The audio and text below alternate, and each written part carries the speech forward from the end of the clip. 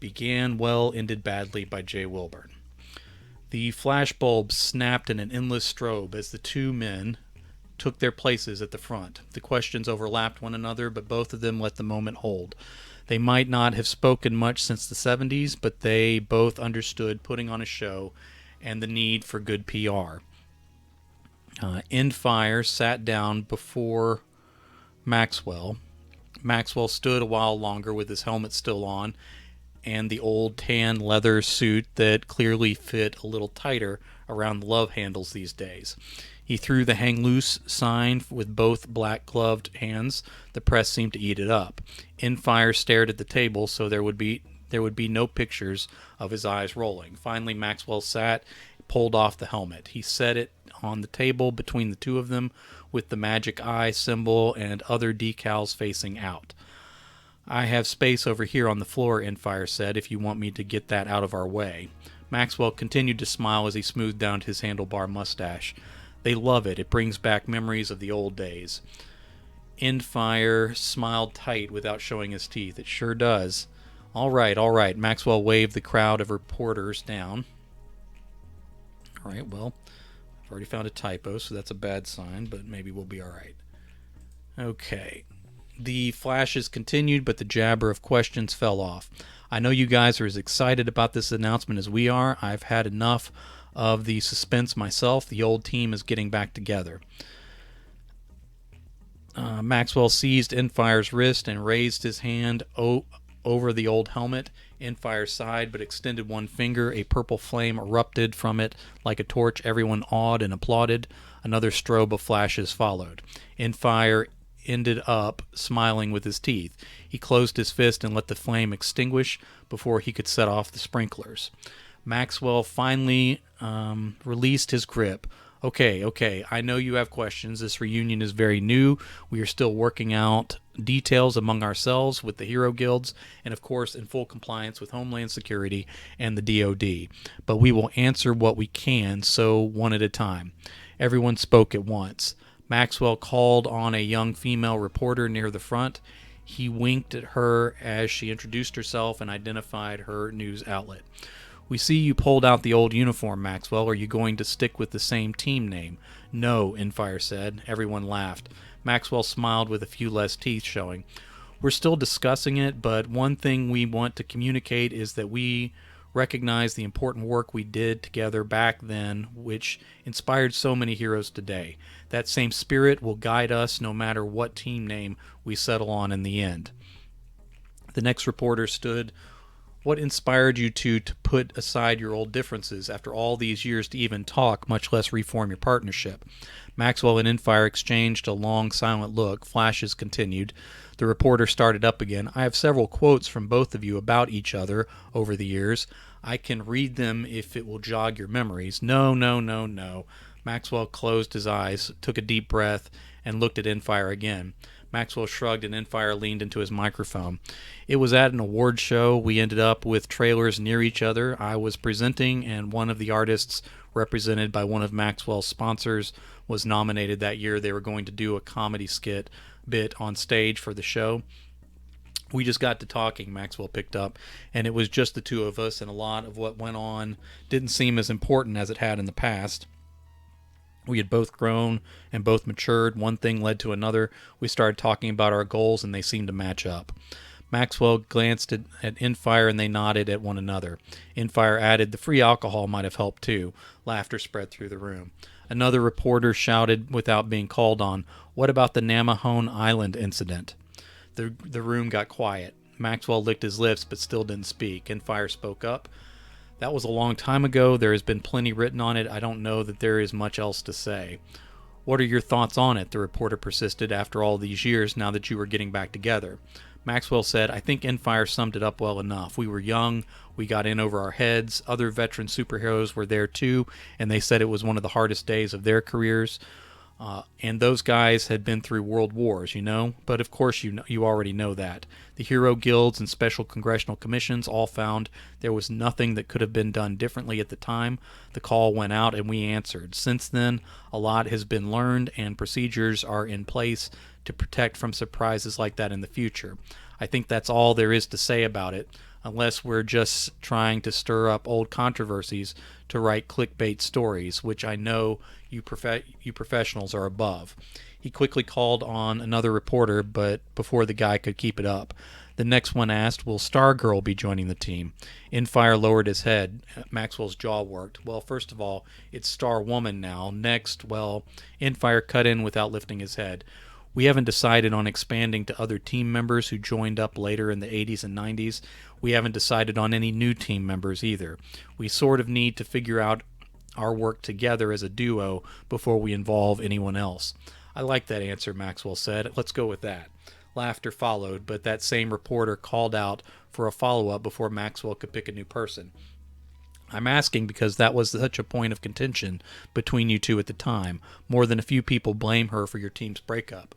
Maxwell sighed and said, listen, Star Woman, we both, two tendrils of smoke escaped Infire's nostrils. He lifted his head, but looked over the heads of all those reporters into the lights. We are the only ones to blame for our split. Who we dated and what we did after had nothing to do with it. We reached a point that we couldn't get along. Because you both dated her at... Look, Maxwell waved a hand like he was trying to sweep the reporter away. If the guy had been close enough, Maxwell was probably strong enough to actually sweep him away physically. You don't get every question, dude. It was asked and answered. She's married to a great hero. They have wonderful kids who will make great heroes one day. Those interactions are in the past, and we're moving on with the future. Next question. Do you have any concerns about Infire's bad flame days? Infire's eyes glowed red and faded slowly. Maxwell was starting to say, if I had any concerns that he would... That's in the past, too. The microphone hummed with a spot of feedback that bled back to silence very slowly. I did what I did for my own reasons. I've been reinstated. I have a sponsor and monitors.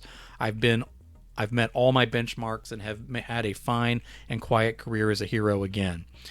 A new reporter pressed on that same point with... I have another typo. With the next question. All right. It's fine to say you are no longer a villain, but many people suffered, and Maxwell was a big part of the team that fought against you in those years. Infire said, I don't know what else to tell you about on that. Maxwell patted Infire's shoulder, but then pulled his hand away quickly with a sizzling sound. Jesus, man, cool off. Okay, like you said, I was fighting against him all those years. It was sort of an extension of the arguments we were already having. We had a lot to work through, and that was part of the journey for us. It led us to being here, and that makes it all worth it. I've looked into my old friend's eyes, and he is not Bad Flame anymore. There is none of that in him. I only see the hero I always knew. Maxwell smiled into the silence. When no applause came, his smile faded. Infire snorted, and a green flame flashed from his nose. Maxwell cut his eyes at his partner. Next question. Unfortunately, the next one was much like the last question. It's great that you forgive him, but not everyone has. It's great that you guys worked out your differences, but when a hero and a villain work things out in public, buildings are knocked down, people are hurt, and the damage remains for non-superheroes to clean up. I'm not a villain. Infire's skin took on a white, hot glow. Several cameras captured it as it faded. That's enough, Maxwell said. It's not up to you whether he's paid enough. It's already been decided by the people who matter. Questions came rapid fire. One that rang loudest was, so you're saying non-heroes and the victims don't matter? That's not what I'm saying. Maxwell tried to wave off the questions, but couldn't. Infire shouted, I'm not proud of everything I've done, but I'm making an effort. The future is the only thing I can... Are you still banned from travel in 30 countries? Infire sighed out a puff of steam. Maxwell covered his microphone. 30 countries? Still? How are we supposed to fight crime? Are we some local crime fighters now? Infire held up his hands. All of that will be cleared by the time we start. That's part of the deal with the guilds. A reporter called, are you saying the guilds are covering up the punishments for your crimes? Infire waved his hands over his head. If you're asking about the past, why aren't you talking about his Maxwell days? What are you doing? Max didn't bother to cover his microphone this time. I'm just saying, we all have a past. I was in a few art films before I knew I had powers. That's nothing like being a villain. Infire shook his head. Art films, right? I'm not ashamed of anything I've done. That's half the problem with you, Infire mumbled. What did you say? You have super hearing. I know you heard what I said, and you know what I mean. Maxwell growled between his teeth. So this is about Stargirl. Starwoman, someone yelled from the back. Maxwell stuck up one gloved middle finger at the reporters. A flurry of flashes followed.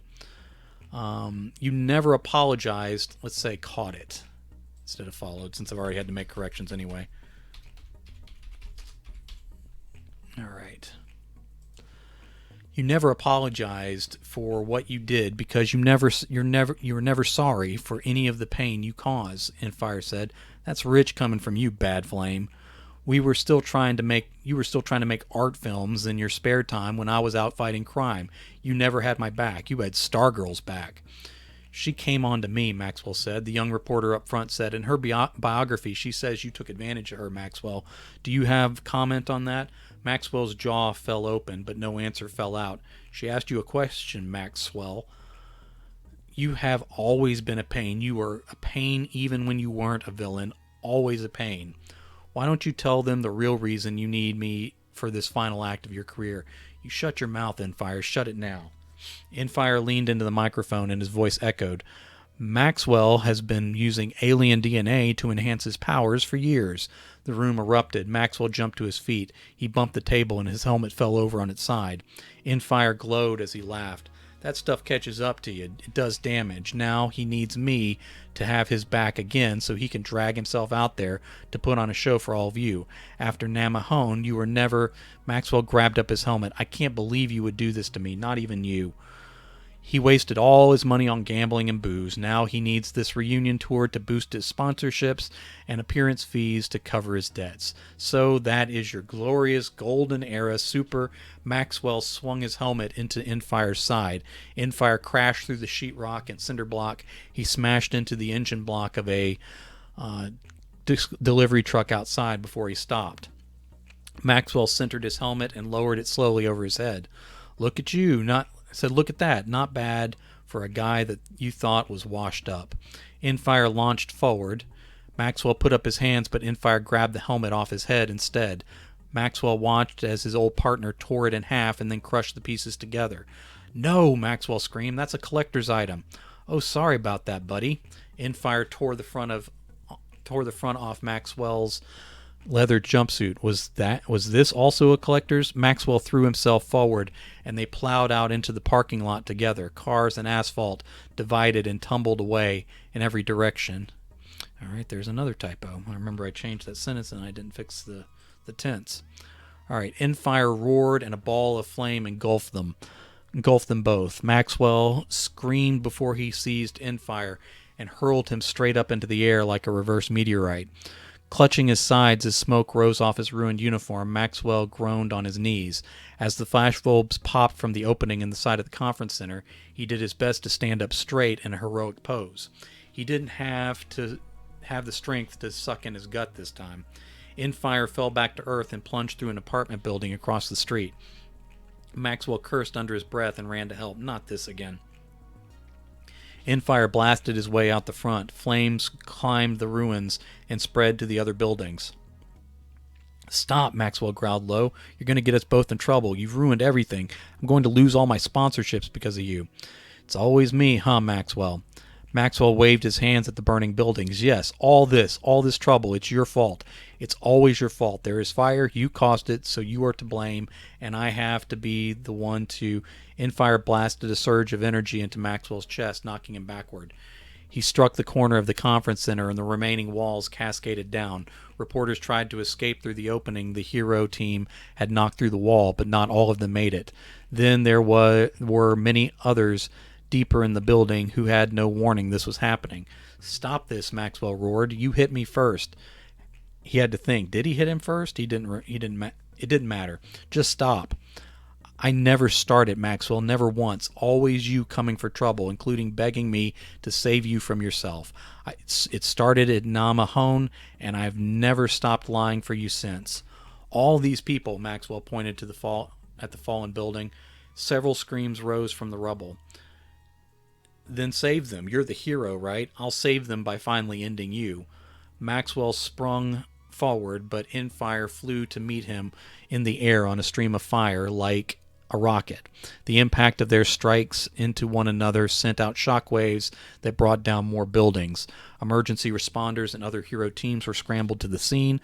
They wouldn't be in time.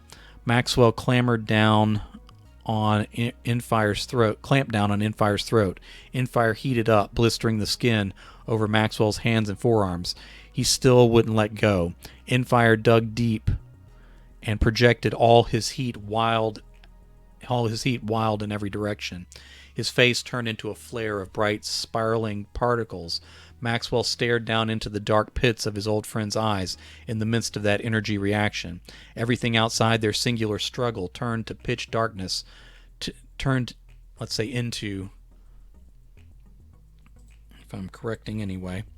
into pitch darkness to them by comparison. They were encased in a ball of white light, hotter than the sun. The city melted and burned. The destruction expanded out into the suburbs. Maxwell would not let go. The core of unimaginable heat and power exploded out and up into a series of chain reactions. A firestorm of superheated air and debris turned into plasma that fed in and around itself in a terrible feedback loop of heat. The region became a crater. Weather patterns changed around the world. Ash fell, and every hero, along with a number of villains, had to work together to avoid a nuclear winter.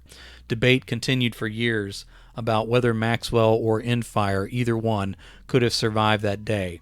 Their request for team status was revoked, of course, and APBs were sent out across the known universe and into adjoining dimensions. Hero reputations and trust were never the same again. Much like the Namahone Island incident, the Millennium City Cataclysm is used in hero training all the time.